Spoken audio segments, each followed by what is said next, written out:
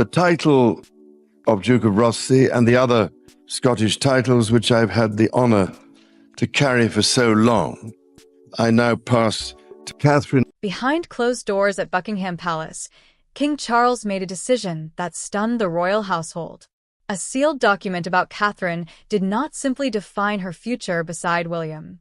It changed the balance of power inside the monarchy, leaving Camilla facing the painful truth that one royal future was being secured by ending another. For weeks, royal observers had been watching the monarchy with unusual attention, not because of one public appearance or one carefully arranged photograph, but because of the atmosphere surrounding the future of the crown. King Charles III has continued to present stability, continuity, and service as the heart of his reign. Yet behind the polished language of duty, many commentators believe the royal family is now facing a more delicate question. How does an ancient institution prepare for the next reign without making the present one look unfinished? That question becomes even more sensitive when Catherine, Princess of Wales, is placed at the center of the discussion. Catherine is not merely the wife of Prince William, the Prince of Wales. She is the woman expected one day to stand beside the future king, carrying a role that will shape how the monarchy is seen by families, younger generations, Commonwealth communities, and the wider public. Her image has long been built on restraint, steadiness, and quiet loyalty. She rarely appears to force attention toward herself. Instead, her influence has grown in the kind of way the monarchy often values most, slowly, carefully, and almost silently. But if reports circulating among royal commentators are accurate, that quiet influence may now be carrying a heavier meaning than the public has been allowed to see.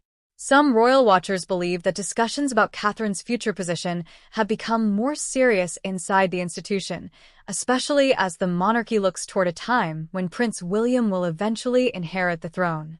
Buckingham Palace has not publicly confirmed any secret document or private order connected to this story, and that matters.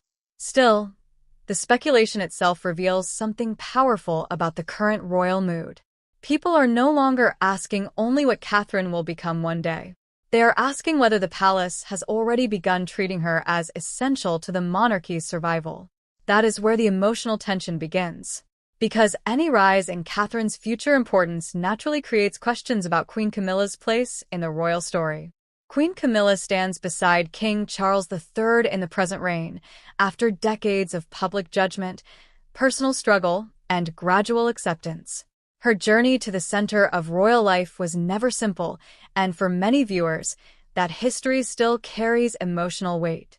She is not just a royal figure in ceremonial dress. She represents one of the most complicated transformations in modern royal memory, from public controversy to queen consort. So, if palace watchers are now speculating about Catherine becoming the monarchy's central future female figure, the question becomes deeply sensitive. Was this simply natural succession planning, the expected passing of responsibility from one generation to the next? Or was it something sharper, something that quietly placed one woman's future above another woman's influence? This is why the alleged sealed paper, whether described as a planning note, a continuity framework, or a private royal file, has captured so much attention in royal commentary. It is not only about titles, it is about symbolism. In the monarchy, symbolism often speaks louder than official language. Where a person stands, which duties they receive, which charities move under their care, which advisors begin preparing them for future responsibilities. All of these details can signal change before a palace statement ever confirms it. For Catherine, such speculation carries both honor and pressure. If she is being prepared more directly for the future, that does not mean triumph. It means the weight of expectation is moving closer. Every public appearance becomes a rehearsal for something larger. Every calm smile is judged as a sign of readiness. Every absence, every return, every carefully chosen engagement is studied for meaning. The Princess of Wales has spent years learning the discipline of royal life, but the future role waiting for her is not simply another promotion. It is a transformation of her entire private and public existence. Prince William, the Prince of Wales, also stands in a difficult position. As the future king, he must prepare for the responsibilities ahead while remaining loyal to his father's reign. That balance is never easy. If William appears too ready, commentators may accuse him of overshadowing King Charles III. If he appears too distant from planning, others may question whether the monarchy is prepared. And if Catherine is increasingly seen as central to that future, William must protect her from the appearance of ambition while also acknowledging the reality of her importance. And then there is King Charles III himself, the monarch caught between affection, duty, timing, and institutional pressure. Charles knows better than anyone that royal transitions are never purely administrative. They touch marriages, loyalties, old wounds, and public memory. A king can sign documents, approve plans, and authorize future structures, but he cannot fully control how people feel about what those decisions imply. Was this about protecting the crown before uncertainty could grow? Was it about making sure William and Catherine inherit a clearer path? Or was it about drawing boundaries around influence before the next reign begins? Those questions are not small. They go to the heart of what the monarchy is becoming. A modern royal family cannot survive on tradition alone, but it also cannot change too quickly without exposing the fractures beneath the surface. Catherine's growing importance may reassure many who see her as calm, relatable, and disciplined. But for others, any suggestion of Queen Camilla being pushed further from the future structure could feel like the reopening of an old royal wound. That is why this story matters. It is not simply about Catherine being praised, Camilla being questioned, or Charles making another private decision. It is about the emotional architecture of the monarchy itself. Who carries the future? Who protects the present? And who must step back when the institution decides that clarity matters more than comfort? For now, the full truth remains unconfirmed. Buckingham Palace has not publicly revealed any hidden document reshaping Catherine's role, nor has it announced any dramatic change to Queen Camilla's position. But the intensity of the speculation suggests that something deeper is capturing public imagination. Royal watchers are sensing movement, even if the palace is not naming it. And if these reports are pointing toward a real internal shift, then the most important part of the story is not the paper itself. It is what may have forced such a sensitive discussion to begin in the first place. Because before any royal future can be secured, someone inside the palace must decide what, and who, can no longer remain uncertain. To understand why that uncertainty matters, it helps to look beyond the image of royal life as ceremony and tradition and into the quieter machinery that keeps the institution moving. Reports suggest that the most sensitive royal decisions are rarely about one person alone. They are about timing, visibility, control, and the fear that if a transition is handled too loosely, the monarchy may appear divided before the public even understands what has changed. That is why the discussion around Catherine has begun to feel larger than one future title. According to royal commentators, her growing importance is not simply about preparing her to stand beside William when the time comes. It may also reflect a wider attempt to make the next reign look stable before it arrives. In royal terms, stability is not only about who wears the crown. It is about who speaks for the family, who carries public confidence, who connects emotionally with the country, and who can appear above conflict when the family itself is under pressure. Some royal watchers believe Catherine's role has become so important because she represents a kind of steadiness the monarchy badly needs. She is seen by many as disciplined, family-centered, careful with public language, and emotionally restrained in a way that suits the institution's desire for calm. But that same quiet strength creates a complication. The more Catherine becomes associated with the monarchy's future, the more every other senior royal position is measured against that future. And inside a family built on rank, precedence, and symbolism, even a subtle shift can feel deeply personal. This is where Queen Camilla's position becomes more complicated. Palace speculation has long suggested that Camilla's greatest challenge was never simply becoming accepted by the public. It was securing a place in royal memory that could not be reduced to controversy. For years, her public role was carefully shaped around duty, loyalty, and service beside Charles. She appeared at major ceremonies, supported charitable causes, and took on the visibility expected of the king's wife. Yet the question now being raised by commentators is uncomfortable. If the monarchy is already planning emotionally and strategically around Catherine, where does that leave Camilla's influence once the next generation moves closer to the center? That question does not require a confirmed secret document to matter. It matters because monarchy operates through perception as much as paperwork. If advisors, courtiers, charities, and public observers begin to sense that the future belongs unmistakably to William and Catherine, then power can start moving before any formal announcement is made.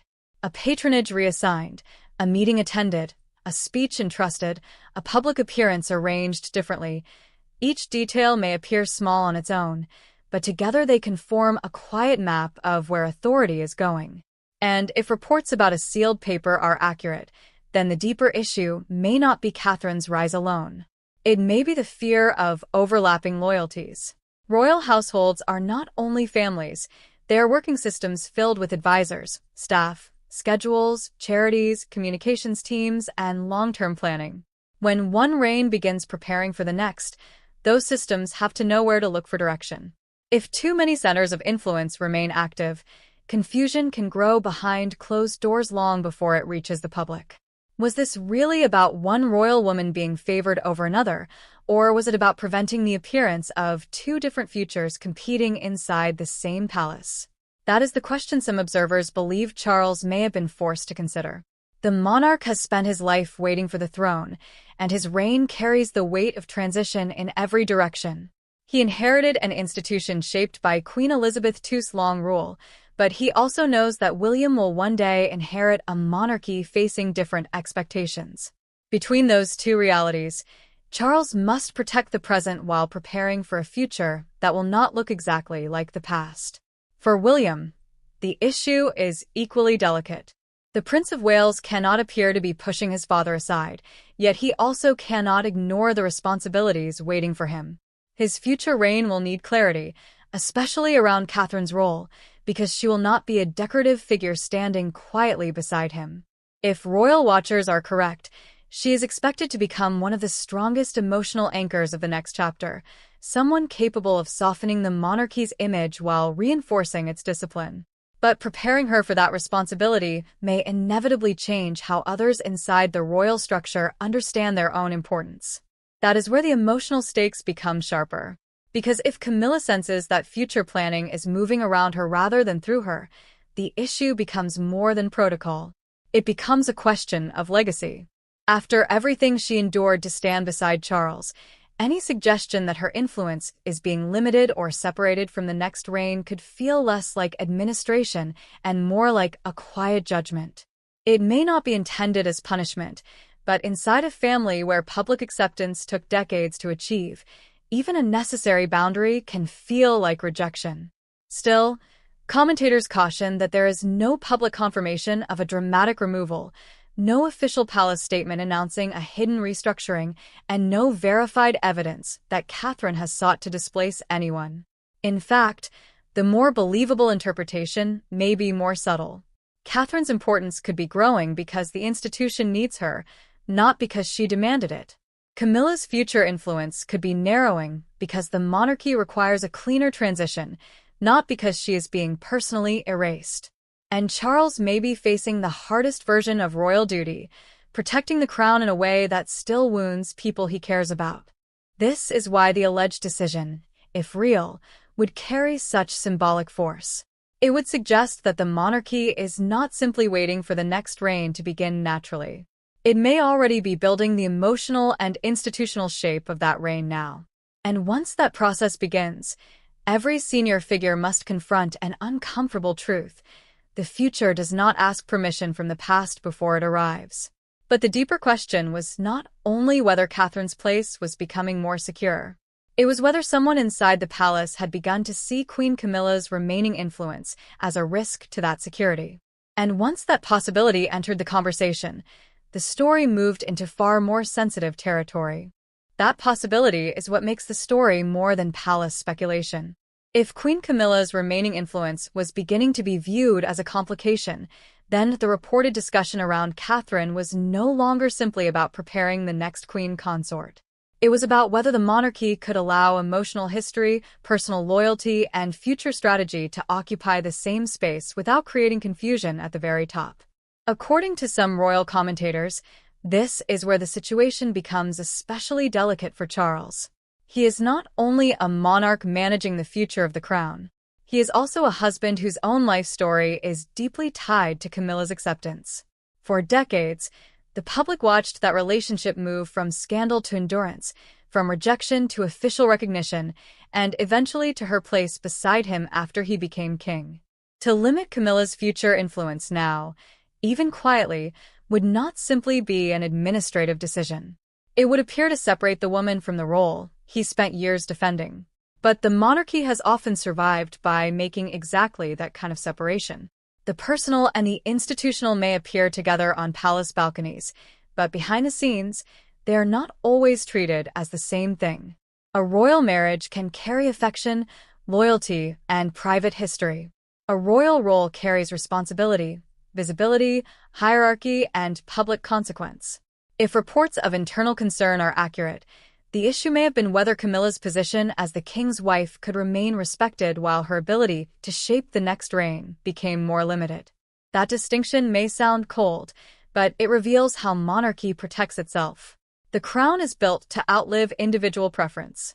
It can honor service while still moving authority elsewhere. It can preserve dignity while narrowing influence. It can praise loyalty while deciding that loyalty alone cannot guide succession planning. And that is the part of the story that makes viewers pause.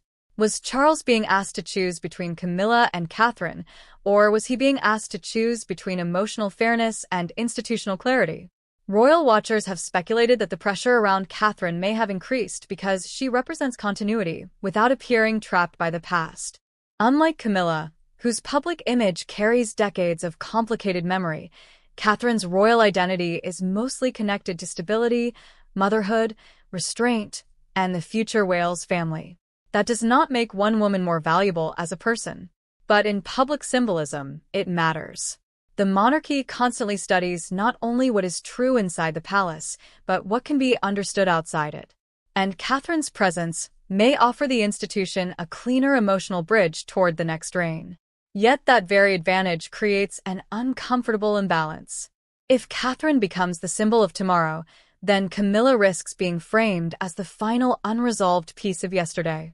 That may be unfair, and it remains only one interpretation, but it explains why even a reported planning document could feel explosive. It would not need to remove Camilla publicly to change the atmosphere around her. It would only need to suggest that the future structure no longer depends on her. For William, this creates a different kind of pressure. The future king cannot allow Catherine's preparation to look like a campaign against his stepmother. If that perception took hold, it could damage the very stability the palace is supposedly trying to build. Commentators often note that William's greatest challenge is not only inheriting the throne, but inheriting a family story filled with unresolved emotional chapters. Any shift that strengthens Catherine must therefore be handled with restraint, because the monarchy cannot afford the appearance of a generational victory over a woman already judged harshly by history. This is why the alleged document, if it exists in the form being discussed, would be powerful not because of one signature, but because of what it might reveal about the palace's thinking. It would suggest that senior figures are not merely preparing for a change of reign. They may be trying to prevent a divided court before it forms. A divided court does not always look dramatic from the outside. It can begin quietly, through competing advisors, uncertain instructions, overlapping charitable priorities, or different households believing they have the right to shape the same future. And once that kind of uncertainty appears, every small gesture becomes part of a larger reading. If Catherine attends a strategic meeting, observers ask what it signals. If Camilla is absent from future-facing discussions, commentators ask whether that absence was deliberate. If William and Catherine receive more responsibility, people wonder whether it is natural preparation or a quiet transfer of influence. Palace silence, which is usually designed to reduce speculation, can sometimes do the opposite. It leaves the public studying shadows for meaning. It remains unconfirmed whether any formal decision has been made behind palace doors, and Buckingham Palace has not publicly acknowledged the kind of secret restructuring being described by online royal channels. But the story continues to attract attention because it touches something real about monarchy. The future must be prepared before it is announced. By the time the public sees a formal transition, much of the emotional and institutional groundwork may already have been laid. The deeper tension, then, is not whether Catherine is important. That is already understood. The tension is whether the palace can elevate her future without making Camilla's present feel smaller. It is whether Charles can protect the next reign without appearing to retreat from the woman who stood beside him through the most difficult years of his public life. It is whether William can accept a clearer path without looking as though he has benefited from another person's loss. And if palace observers are right, one development may have forced all of those questions out of theory and into action. Because the real question was no longer whether Catherine's future mattered. It was whether someone inside royal circles had already decided that the old balance could not survive the new one. If the old balance could no longer survive the new one, then the most urgent question became painfully clear. Who inside the palace recognized it first? According to royal commentators, this is where the story begins to move from quiet speculation into something much more serious, because once a future structure is discussed, even privately, every household connected to the crown starts listening for what that structure might take away. Reports suggest that the pressure did not rise in one dramatic moment, but through a series of signals that may have seemed small to the public and enormous to those inside royal circles. A future engagement discussed differently. A charitable connection quietly reviewed. A senior aide reportedly asking whether a duty belonged to the present reign or the next one. These are not the details that usually reach front pages, but inside a monarchy built on order, they can sound like warnings. Because when a palace begins sorting responsibilities by future importance, it is no longer simply managing diaries. It is deciding who will matter when power changes hands. That is why some observers believe the reported Catherine discussion may have caused unease beyond Catherine herself. If her role was being treated as central to the next reign, then advisors around every senior figure would have understood the implication immediately. The question was no longer whether Catherine would one day be queen consort. That was already expected. The question was whether the institution was beginning to organize itself around her before the public had been told to see her that way. And if that interpretation is correct, then Queen Camilla's position would inevitably come under sharper scrutiny. It has been claimed by some royal watchers that the most sensitive concern was not Camilla's public dignity, but the influence attached to her office. Public dignity can be protected through careful language, respectful appearances, and official recognition. Influence is different. Influence lives in access, advice, staff loyalty, ceremonial placement, and the ability to shape decisions before anyone outside the palace knows those decisions are being made. If the future Wales household was slowly becoming the emotional center of long-term planning, then the palace may have faced a question it could not avoid. Could two different female figures carry symbolic authority without creating confusion? That question is dangerous because it cannot be answered without wounding someone. If the palace leans too strongly toward Catherine, Camilla may appear diminished. If it protects Camilla's influence too carefully, Catherine's preparation may appear restricted. If Charles refuses to decide, William may inherit uncertainty. And if William moves too firmly, he risks looking impatient. This is the royal trap at the center of the story, and it is exactly why the speculation has gripped so many viewers. Every possible answer carries a cost. The turning point, according to one line of palace speculation, may have come when internal planning allegedly stopped treating Catherine's future as distant and started treating it as operational. That word matters. A distant future can be discussed politely, postponed, softened, and surrounded by tradition. An operational future has timetables, duties, advisors, and decisions that must be made now. If Catherine's role had reached that stage, even quietly, then the monarchy was no longer asking what she might become someday. It was asking what needed to be cleared, protected, or reorganized so she could become it without resistance. For Charles, that would be a brutal calculation. The king understands that a monarchy cannot be run on emotion alone, but his own reign is full of emotional history. To make room for Catherine's future, while preserving Camilla's dignity, would require language delicate enough to avoid humiliation and firm enough to prevent ambiguity. And that is where royal commentators believe the palace may have entered its most uncomfortable phase: how to draw a boundary around Camilla's future influence without making that boundary look like a rejection of her life beside Charles. William's position may have become even more difficult as the pressure increased. If he accepted a clearer path for Catherine, he could be seen as benefiting from Camilla's reduced influence. If he resisted it, he could leave his wife exposed to the same divided loyalties the institution was reportedly trying to prevent. Some observers believe the Prince of Wales would have understood the optics immediately. Catherine could not be seen as reaching for power. She had to be seen as receiving responsibility.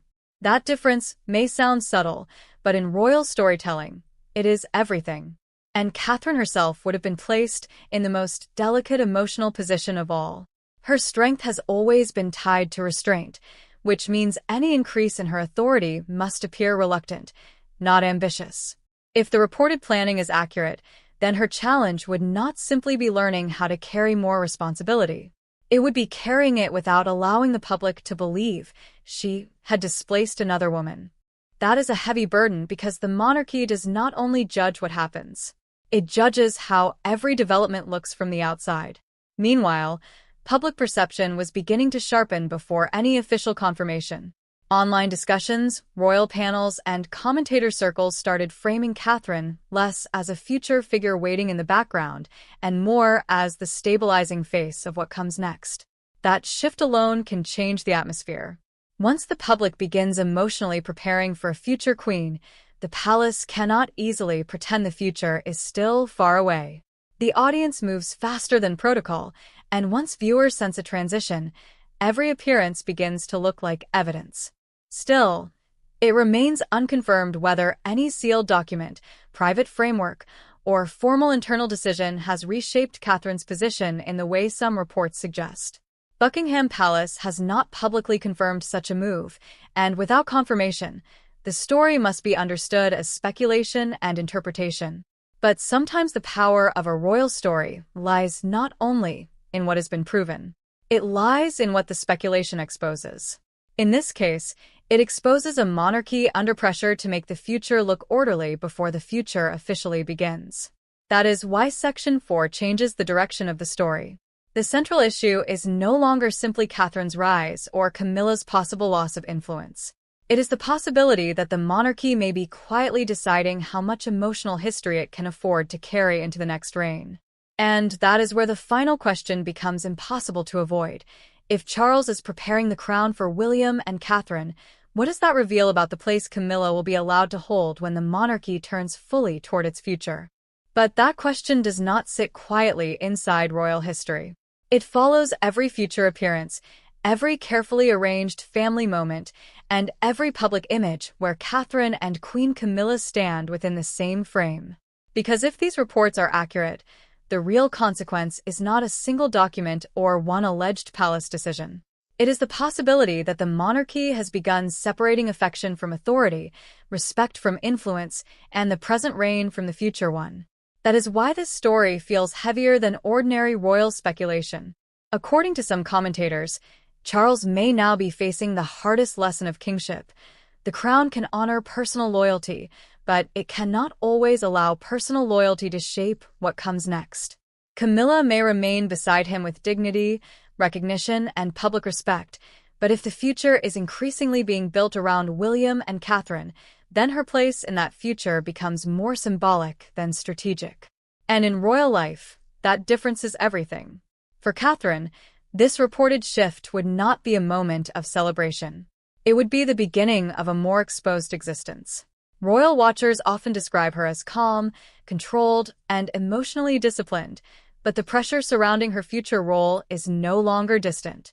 If the palace is truly preparing her more directly for the next reign, then every gesture now carries added meaning. A hospital visit, a children's initiative, a state occasion, a moment beside William, all of it becomes part of a larger story about readiness. And that is where the tension deepens. Catherine cannot appear eager for power, because the public version of her strength depends on restraint. She cannot seem passive either, because a future queen must look prepared. She must step forward without seeming to step over anyone. She must accept responsibility without making it look like ambition. And if Queen Camilla's influence is being quietly narrowed at the same time, then Catherine's greatest challenge may not be receiving the future. It may be surviving the comparison that comes with it. Some royal watchers believe this is exactly why the palace would have to move carefully if any such internal planning is taking place. The monarchy cannot afford a story that sounds like one woman replacing another. That would reopen decades of emotional history and turn a future transition into a public contest. Instead, the institution would need a softer explanation: continuity, clarity, preparation, stability. These words sound calm. They sound official. But beneath them sits a much more human reality. Someone rises. Someone steps back. And everyone is expected to call it duty. For William, the stakes may be even sharper. The Prince of Wales is not only preparing to inherit a crown, he is preparing to inherit the unresolved emotional weight around it. If he allows Catherine to be seen as the stabilizing center of the next reign, he protects the future. But if that movement appears to diminish Camilla, he risks making the future look like a judgment on the past. That is a dangerous line for any future monarch to walk, especially in a family where public memory is long and forgiveness has never been simple. Charles, meanwhile, stands in the most painful position of all. If reports about internal concerns are true, then he may understand that delay could create confusion. But moving too firmly could look cold. Protecting Camilla too much could leave William and Catherine with uncertainty. Protecting the next reign too clearly could make Camilla appear gently pushed to the edge of history. This is the kind of royal decision that cannot be made without cost, because whatever the palace chooses, someone will be left carrying the emotional consequence. And perhaps that is why the story continues to grip so many viewers. It is not because the palace has confirmed a dramatic secret. It has not. Buckingham Palace has not publicly verified the existence of any hidden document reshaping Catherine's role or reducing Camilla's future influence. But the speculation is power, because it reflects a real pressure inside the modern monarchy. The institution must look united while preparing for change. It must protect the current king while preparing the future one. It must honor Camilla's journey while allowing Catherine's destiny to take shape. That balance may be impossible to perfect. If the monarchy moves too quietly, people suspect a hidden struggle. If it moves too openly, people accuse it of cruelty. If Catherine is elevated too soon, it risks overshadowing the present reign. If she is not prepared enough, the next reign could begin without clarity.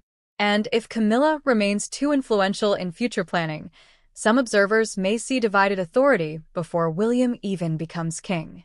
So the real question is not only what Charles may have signed, approved, or discussed. The real question is what kind of monarchy he wants to leave behind. One built around emotional compromise, where old loyalties continue shaping future decisions. Or one built around colder clarity, where the next reign begins with fewer competing voices and a stronger central image around William and Catherine. This is where royal watchers may divide. Some will see Catherine's growing importance as natural, necessary, and reassuring. Others will feel sympathy for Camilla, a woman who fought for acceptance only to face speculation that her future influence may not travel beyond Charles's reign. And some will look at Charles and see a monarch quietly learning that love, loyalty, and history cannot always sit in the same chair as the crown. But maybe the most important part is still unfolding. Because if the palace is already preparing the emotional shape of the next reign, then the public may be watching more than a family adjustment.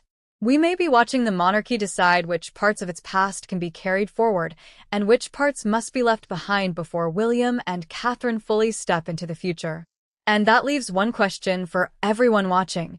Is this Catherine's rise, Camilla's quiet loss, or Charles's attempt to protect the crown from another generation of uncertainty? Tell us where you stand, because this royal debate does not feel finished. It feels like the first clear sign that the next reign may already be taking shape in silence. The title of Duke of Rothesay and the other Scottish titles which I've had the honour to carry for so long, I now pass to Catherine. Britain woke to a royal announcement no one expected. King Charles III had authorized a decision concerning Queen Camilla's future role, and within moments, the palace atmosphere reportedly changed. The words were formal, controlled, and devastatingly clear. But behind that announcement sat one question the monarchy could not easily answer: why now? According to reports circulating among royal commentators, the first sign that something was wrong did not come from a public appearance, a newspaper headline, or a visible disagreement between senior royals. It came from the unusual speed of the announcement itself. Palace language is normally careful, slow, and layered with tradition, but this reported statement was described as direct enough to make even experienced observers stop and ask whether the monarchy had crossed a line it could not easily step back from. The focus was Queen Camilla, and that alone made the story emotionally explosive. For years, her royal journey had been one of the most complicated in modern royal history. She had moved from controversy to acceptance, from public criticism to a place beside the king, and from a woman many once questioned to the queen standing at the center of the reign. So when commentators began discussing claims that her future royal position had been formally limited or reshaped, the meaning went far beyond ceremony. It touched the very promise Charles appeared to have spent decades protecting. And that is where the suspense begins. Because if these reports are accurate, the alleged decision was not simply about reducing duties or changing schedules. It suggested something deeper: that the crown may have decided Camilla's personal place beside Charles could remain protected, while her official influence over the monarchy's future could no longer continue in the same way. That distinction may sound formal, but inside royal life, it is everything. A person can remain loved, honored, and publicly respected, while still being quietly moved away from the levers of authority. Some royal watchers believe this is why the atmosphere around the story feels so heavy. If Camilla's role was being reconsidered, then the palace was not merely adjusting one royal position. It was confronting one of the most painful questions of Charles's reign. Can the king protect the woman he fought so hard to bring beside him, while also protecting the institution from any influence that might complicate the next chapter? The answer, if reports are to be believed, may have arrived in language that was impossible to soften.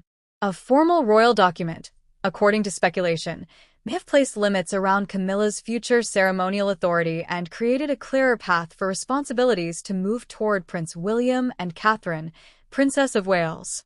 Buckingham Palace has not publicly confirmed such a dramatic restructuring, and that matters. But the force of the story comes from the possibility itself, because it suggests a monarchy trying to separate emotion from command before uncertainty turns into crisis. For Charles, that would be a brutal act of kingship. The monarch has always understood that public duty can demand private sacrifice, but this would be different. This would not be a choice between the royal family and the outside world. It would be a choice inside his own marriage, inside the very relationship that shaped so much of his life. If he truly authorized a document limiting Camilla's formal role, then he would not only be protecting royal order. He would be cutting into the future he once appeared determined to share with her. That possibility gives the story its emotional power. Camilla's reaction, as described by some commentators, would not simply be shock over a title or a schedule. It would be the realization that the destination she believed she had finally reached might not be permanent in the way she imagined. After decades of scrutiny, acceptance was not just symbolic. It was personal proof that the struggle had meant something. To be told, even indirectly, that her authority could be narrowed would feel less like retirement and more like a quiet erasure of the role she fought to inhabit. Yet the monarchy rarely frames its hardest decisions in emotional terms. It speaks of continuity, service, structure, constitutional